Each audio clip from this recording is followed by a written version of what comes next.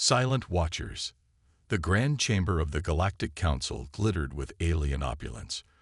12 massive thrones arranged in a perfect circle housed the representatives of the most powerful species in the known universe.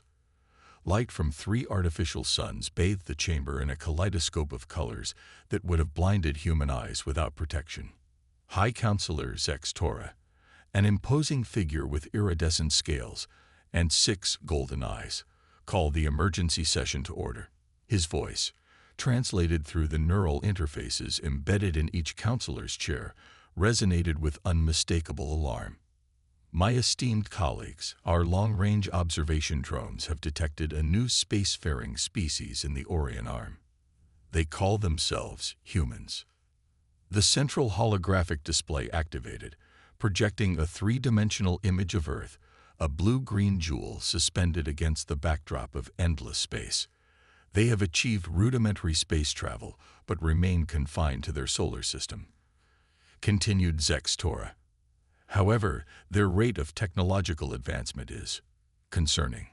Counselor Vreen, a being composed of living crystal, chimed in with a melodious voice. Why is this an emergency session? We discover new species regularly. Zex Tora manipulated the controls, and the display shifted to show human history in accelerated time. Primitive tools giving way to industrial machinery, basic flight evolving into orbital rockets, all in an evolutionary blink. This species has progressed from primitive agriculture to nuclear fission in less than 10,000 planetary rotations. For context, most council races took at least 50,000 rotations to achieve similar advancement. The chamber fell silent as the implications sank in. But most disturbing, Zex Tora continued, is their propensity for violence. The display showed human conflicts throughout history, from ancient battles to modern warfare. They wage war against their own kind constantly. They develop weapons even in times of peace. Their entertainment glorifies combat. Their entire evolution is built upon competitive aggression. Counselor Thala, her blue luminescent tendrils undulating with concern, spoke up. But they also create art, music. They show compassion to other species on their world. Irrelevant, dismissed Zex Tora. Their potential threat outweighs any cultural contributions they might offer our galactic community. The debate raged for hours. Some counselors advocated for immediate contact and cultural exchange. Others pushed for containment or even preemptive sterilization of the human world.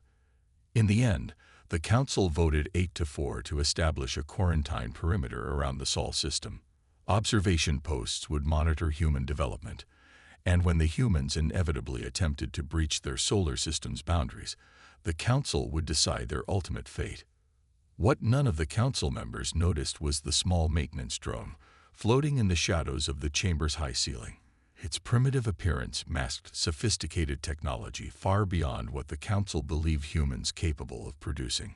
Inside the drone, quantum entanglement communicators transmitted everything to a receiving station near Neptune. There, Commander Sarah Chen of Earth's Deep Space Reconnaissance Division watched the proceedings with a grim expression. They've made their decision, she transmitted to Earth Defense Command, and they have no idea we're listening. 20 years passed since that fateful council meeting. In the darkness between Mars and Jupiter, Admiral Marcus Reynolds stood on the bridge of the EDS Defiant, humanity's first true warship built for interstellar combat. At 800 meters long, its sleek obsidian hull absorbed rather than reflected light, making it nearly invisible to conventional detection systems. Status report, Reynolds ordered, his weathered face illuminated by the soft blue glow of holographic displays. All systems nominal. Admiral, reported Lieutenant Commander Kira Nagata from the tactical station. Quantum displacement drive is charged to 98%. Gravitic shields at maximum capacity. Weapons systems on standby. Reynolds nodded, allowing himself a moment of pride.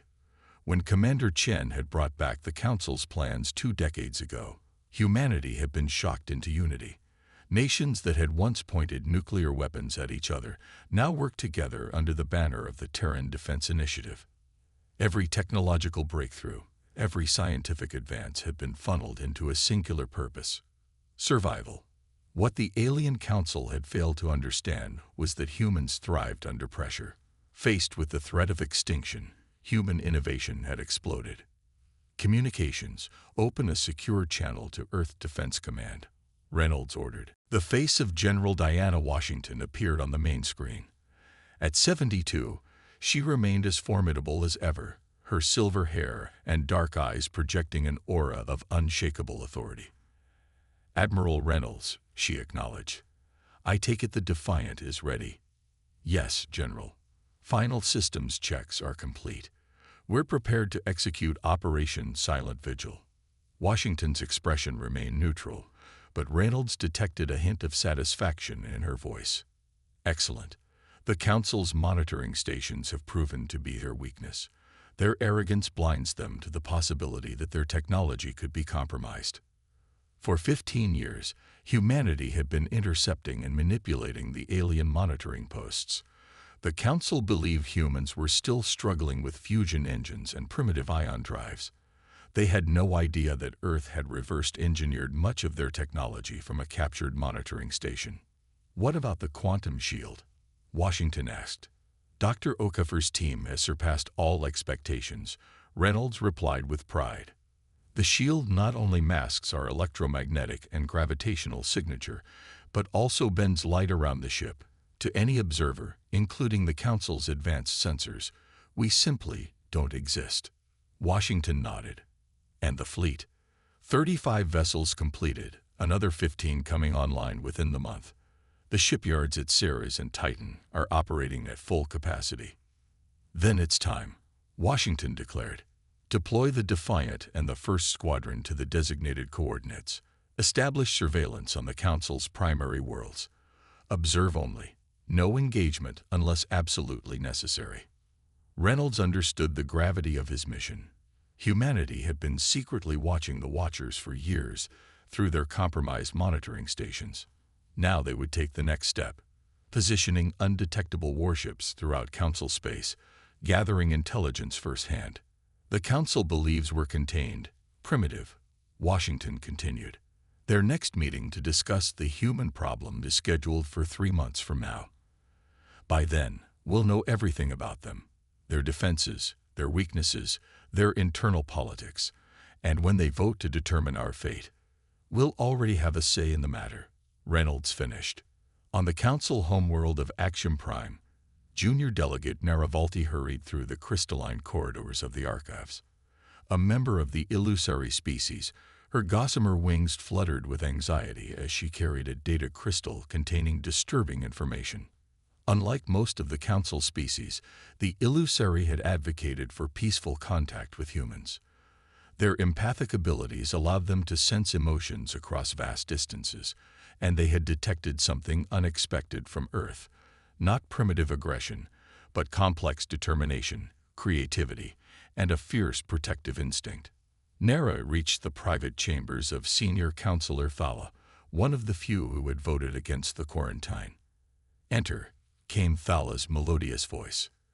Inside, the senior counselor's bioluminescent tendrils created a soft, blue glow throughout the room. "Speak freely, young one. What troubles you?" Nara inserted the crystal into a reader. "Honored Elder, I was analyzing data from the human monitoring stations, and I discovered anomalies. Brief periods where the data seems too perfect." Thala's tendrils stiffened with interest. "Explain." "The statistical variances are too regular. In nature, even in technology, there are random fluctuations. But these readings," Nara highlighted sections of data, "they show patterns consistent with artificially generated information." Thala floated closer to examine the evidence. "Are you suggesting the monitoring stations have been compromised?" "I believe so, Elder. And there's more." Nara hesitated. "I conducted a deep spectrum analysis of the space surrounding their 4th planet. There are gravitational anomalies that cannot be explained by natural phenomena." Thala's inner light pulsed with alarm. "How long has this been happening?" "Based on my analysis, approximately 15 Earth years." 15 years. Thala's voice was barely a whisper. If what you're suggesting is true, the humans know about us. Nara confirmed. They've been watching us watching them, and they may be far more advanced than the Council believes. Thala moved to a secure communication terminal. We must bring this to the full Council immediately. High Counselor Zext, Tora needs to. With respect, Elder, Nara interrupted. Zext Tora has been the most vocal advocate for human containment. If he learns they've broken that containment, understanding dawned in Thala's luminous eyes. He would push for immediate military action, extinction rather than risk. Yes, Elder. Thala contemplated the situation. Then we must act independently. Prepare a ship, small, fast, with minimal crew. We will attempt direct contact with the humans, away from Council oversight. That would violate every protocol, Nara warned.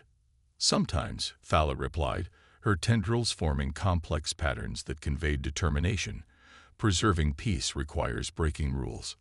In the darkness of space between Jupiter and Saturn, Lieutenant Emma Rice piloted her stealth scout ship with practiced precision.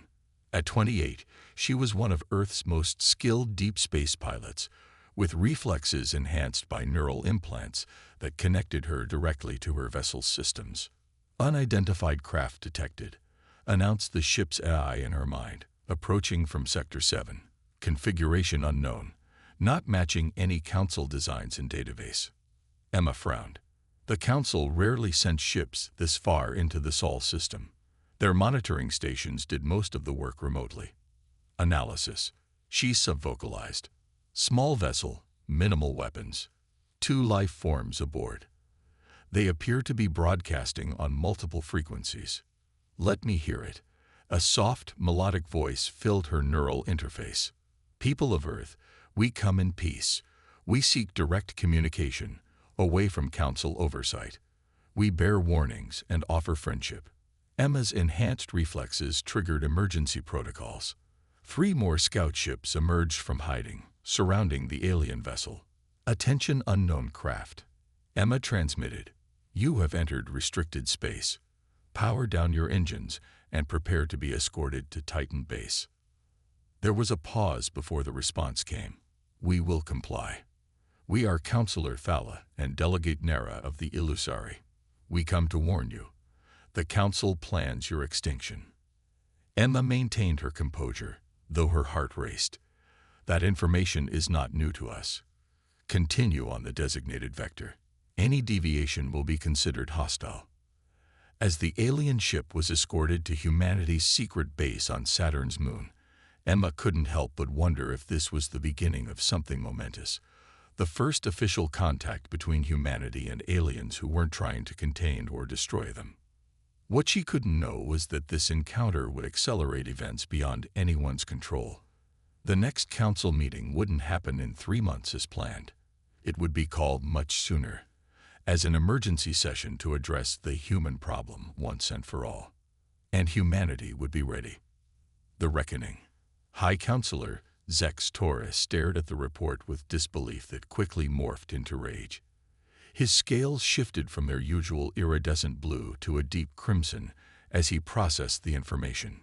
Confirmed, High Counselor, said the security chief, a cybernetically enhanced Dravid whose mechanical components whirred softly with tension. Counselor Thala's ship entered the human solar system 3 standard cycles ago. It has not returned, and all communication attempts have failed. Zext Tora crushed the data tablet in his clawed hand. She deliberately violated quarantine protocols. If the humans have captured her, they could extract valuable information about our defenses, our technology. There's more, High Counselor, the security chief continued reluctantly. We've detected anomalies in the monitoring station data. It appears the humans may have been manipulating our surveillance for some time. The High Counselor's rage became cold, calculated fury. Call an emergency session. Now. The human problem can no longer wait. Within 48 hours, the Grand Council chamber was filled to capacity. Representatives from all Council species have been summoned with unprecedented urgency. Security forces lined the walls, their weapons prominently displayed, unusual for council proceedings. Zextora took his place at the center of the chamber, his scales now a controlled blue-green that reflected his forced composure. "Esteemed representatives of the Galactic Council," he began, his voice resonating through the neural translators, "I have called this emergency session to address an imminent threat to our collective security. The species known as humans have violated containment." Murmurs spread through the chamber as Zextora continued, displaying evidence of the compromised monitoring stations. "For years, they have been deceiving us, manipulating our data to hide their true progress. And now, they have captured one of our own, Counselor Thala, who foolishly attempted unauthorized contact. A representative from the Morrigan Confederacy, a martial species with exoskeletons of natural armor, stood. If what you say is true, High Counselor, then immediate military action is required. The humans must be neutralized before they can threaten Council space." "I agree," said Zextora. "I call for a vote on Resolution Emergency Alpha, the immediate deployment of the Council Defense Fleet to the human system, with authorization for planetary sterilization." Before the vote could begin, the chamber's massive doors slid open. All eyes turned to see Counselor Thala entering, her bioluminescent form unmistakable. Beside her walked a human female in a dark uniform adorned with silver insignia. Gasps and shouts of alarm erupted throughout the chamber. Security forces raised their weapons. "Stand down," commanded Thala, her voice amplified by the chamber's acoustics. "I have come with an envoy from Earth, who has diplomatic immunity under ancient council law regarding first contact." "This is not first contact," Zextora snarled. "The humans have been under observation for decades. They are a quarantined species." "A quarantine they never agreed to," replied Thala calmly. "A judgment made without their knowledge or consent. Until now." The human stepped forward. Her dark skin contrasted with short silver hair, and her eyes, enhanced with subtle cybernetics, scanned the room with unmistakable intelligence. "I am Admiral Diana Washington of Earth's Defense Command," she announced, her words automatically translated by a device at her throat. "I come before this council not as a supplicant, but as a representative of humanity." Zextora's scales flashed crimson again. "You have no standing here, human. Your presence violates numerous council protocols." Washington's expression remained impassive. "Perhaps this will clarify our standing." She raised her wrist and spoke into a communication device. "Execute Operation Daybreak." For a moment, nothing happened. Then the chamber's holographic display activated autonomously, overriding council control. It showed space outside the council station, empty one moment, then suddenly filled with warships that seemed to materialize from nowhere. "Impossible," whispered Zextora. 57 Earth vessels currently surround this station," Washington stated calmly. "Another 300 are positioned throughout Council space, in orbit around your major worlds. They have been there for weeks, undetected by your sensors." The chamber erupted in chaos. Representatives shouted questions and demands. Some called for immediate military response, others for negotiation. Zextora slammed his fist on the control panel, restoring a semblance of order. "This is an act of war. You threaten the council with destruction." Washington shook her head. "If we wanted war, High Counselor, we would not be having this conversation. Your monitoring stations have been compromised for 15 years. We know your strengths, your vulnerabilities. We could have struck at any time." "What do you want?" demanded the Morrigan representative. "Recognition," Washington replied simply. "Recognition of Earth as a sovereign power with the right to determine its own destiny, an end to the quarantine, and a seat on this council." Laughter, or its various species equivalents, rippled through the chamber. "Preposterous," said Zextora. "Council membership is granted only to species with at least 1,000 years of interstellar civilization." Washington smiled slightly. "Rules can change, just as technology can." She gestured, and a holographic display shifted to show technical specifications of the Earth vessels.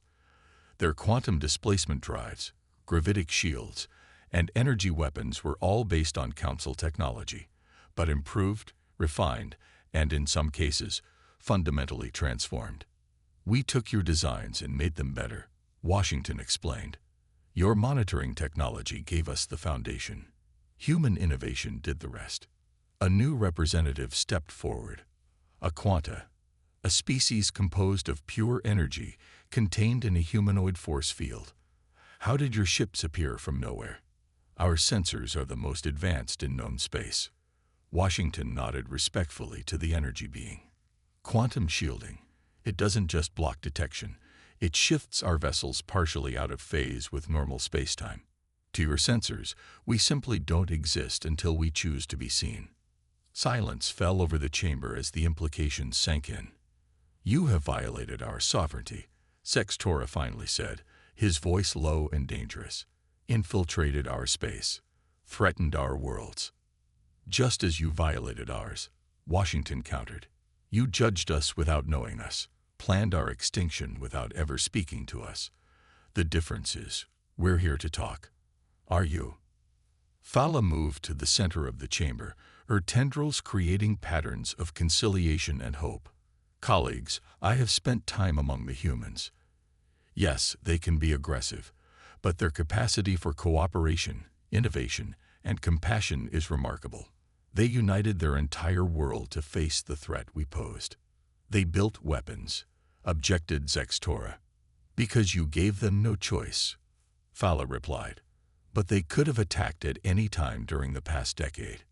Instead, they chose this moment, this approach, revealing themselves not with violence, but with a request for dialogue." The chamber grew quiet as council members considered her words. Admiral Washington stepped forward again. "I am authorized to offer the following. Earth will share its advancements in quantum shielding and other technologies we've developed. In return, we ask for the immediate lifting of the quarantine, formal diplomatic recognition, and observer status on the Council, with a path to full membership." "And if we refuse?" asks Sextora. Washington's expression hardened slightly. "Then we remain where we are, invisible sentinels throughout your territory, watching, waiting, not attacking, but not retreating either. Ask yourselves, High Counselor, can you truly function as a government knowing we could be anywhere, at any time?"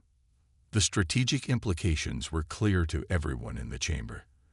The Council's military advantage had evaporated overnight. Even if they could detect and destroy some human vessels, they couldn't find them all. The psychological impact alone would be devastating to Council authority. "I call for a recess," announced an elder Quanta representative. "We must discuss these developments privately." 3 hours later, the Council reconvened. The atmosphere had changed palpably. Where before there had been outrage and fear, now there was a reluctant but growing acceptance of the new reality. "We have deliberated," announced the elder Quanta, who had assumed the role of neutral mediator. "While many on the Council find Earth's methods concerning, we cannot ignore either their technological achievements or their restraint in using them." Zextora sat rigidly in his throne, his scales a muted gray, the color of defeat among his species. "By majority vote," continued the Quanta, "the Council accepts Earth's terms with certain conditions. The quarantine will be lifted. Diplomatic relations will be established. Earth will be granted observer status for a probationary period of 50 standard cycles." Washington nodded. "And the conditions? Earth must withdraw its vessels from Council space within 1 standard cycle, maintaining only diplomatic ships with prior authorization. Earth must also agree to Council inspection of its quantum shielding technology to ensure it cannot be weaponized against member worlds." Washington considered this briefly. "The withdrawal can begin immediately, though it will take 3 of your cycles to complete. As for inspections, we will allow limited access to the technology under joint supervision. We maintain intellectual property rights to all improvements we've made.